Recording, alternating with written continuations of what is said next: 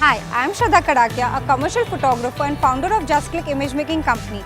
Previously, we have covered the topic of shutter speed and looked at how increasing and decreasing it can have a significant impact upon the images we take, particularly if the subject in those images are moving. Today, I would like to take a brief look at a related topic, that of photographing moving subjects by panning.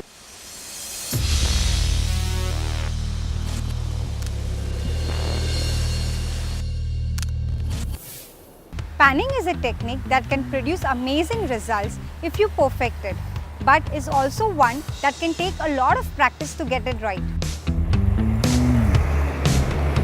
The basic idea behind panning as a technique is that you pan your camera along in time with the moving subject and end up getting a relatively sharp subject but a blurred background. This gives the shot a feeling of movement and speed. It's particularly useful in capturing any fast-moving subject, whether it will be a racing car, running pet, cyclist, etc. Select a slightly slower shutter speed than you normally would. Start with 1/30th second and then play around with slower ones. Depending upon the speed of your subject, you could end up using anything between 1/60th and 1/8th. Although at the slower end, you will probably end up with a camera shake in addition to your motion blur. Position yourself in a place where your view of the subject will not be obstructed by anyone or anything else.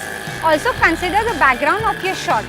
Single colored or plain backgrounds tend to work the best.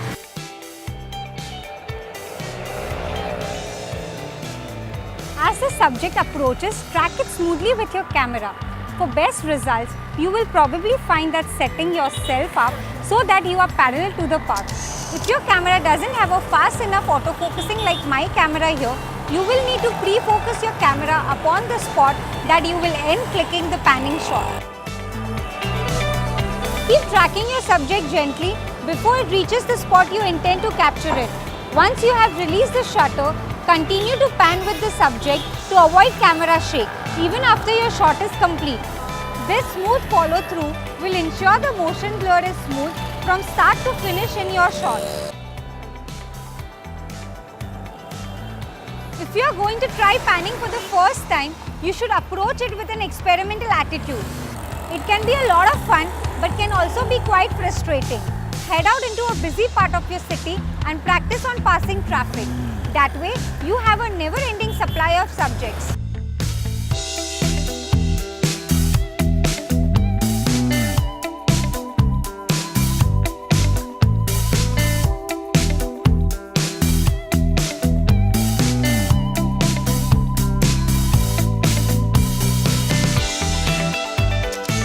Time for a click tip of the day. It is difficult to track the motion of your subject after you press the shutter release button, as viewfinder becomes blind till the time shutter is open. Try keeping both the eye open while panning, so you have a live sight of your subject when viewfinder is unavailable. This practice will help you pan in a much more smoother manner. That was a simple and creative technique we discussed today. Hope you found it interesting and something worth learning. Master this skill and share your experiences in the comment section below. We would love to hear them. Subscribe to Shoot It Right to get regular updates on photography lessons. Take care, keep clicking.